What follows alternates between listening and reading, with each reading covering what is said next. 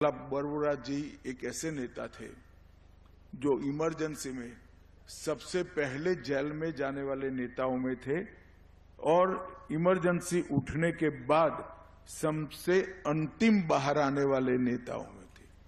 पूरा 19 माह जेल में रखा गया और संघर्ष का उनका वो जो स्वभाव था, इसका परिचय उस चीज से मिलता है कि आजादी के बाद भी 9 बार जेल यात्रा करनी पड़ी और एक बार इमरजेंसी में 19 माह तक सातत्यपूर्ण जेल का भी कारावास उन्होंने सहन किया। 1948 में जयप्रकाश नारायण की हिंद मजदूर सभा के भी वो एक प्रकार से सदस्य रहे और आजादी के आंदोलन में उन्होंने बहुत मुखर कर ये तानाशाही का विरोध करने का काम किया। बहुत अल्पकाल के लिए वो आसाम के पहले गैर कांग्रेसी मुख्यमंत्री बने, मगर वो अल्पकाल में कुछ उन्होंने निर्णय करे, वो सालों सालों तक आसाम की जनता को याद रहेंगे। सबसे पहला काम किया कि 10वीं कक्षा तक की पूरी विद्या आसाम में पहली बार उन्होंने निःशुल्क कर दी, मुफ्त कर दी, जिससे गरीब से गरीब बच्चा शिक्षा ले। और ये बहुत बड़ा योगदान था।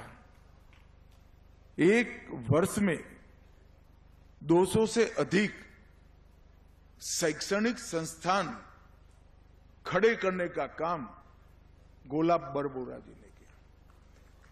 अगर यूनिवर्सिटी के युवा आज असम की शिक्षा की प्रगति को स्टडी करेंगे तो निश्चित रूप से 78 में उनके मुख्यमंत्री पद का कार्यकाल इसके मूल में मिलेगा, क्योंकि हर एक गरीब का बच्चा अगर मुफ्त 10वीं तक की शिक्षा पाता है तो उसकी आने वाली पीढ़ियां शिक्षित ही होती है। और असम जैसे बड़े प्रदेश के अंदर 200 से अधिक शैक्षणिक संस्थान एक साल में स्थापित करना, मैं मानता हूं आजादी के बाद का इस सबसे बड़ा रिकॉर्ड होगा। उस वक्त किसानों के लिए सिंचाई की व्यवस्था, इरिगेशन की व्यवस्था नहीं होती थी। आकाशी खेती होती थी, बाढ़ आती थी तो खेत बह जाते थे, अकाल होता था तो खेत सूख जाते थे। उस वक्त उन्होंने 10 बीघा तक जिनकी जमीन थी वो सभी किसानों का लगान हमेशा के लिए माफ करने का काम गोला बरबुरा जी ने किया।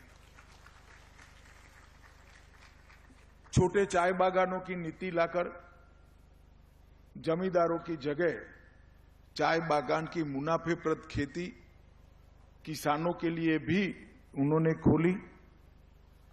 और पहली बार हेमंत जी ने बताया, असम में बैंकिंग सेवा भर्ती बोर्ड और रेलवे भर्ती बोर्ड की स्थापना कर एक प्रकार से उन्होंने उस जमाने में स्किलिंग के एक्सपेरिमेंट को आसाम में करा और आसाम के लोगों को पहली बार बैंक में और रेलवे भर्ती बोर्ड में दाखला और नौकरी मिलने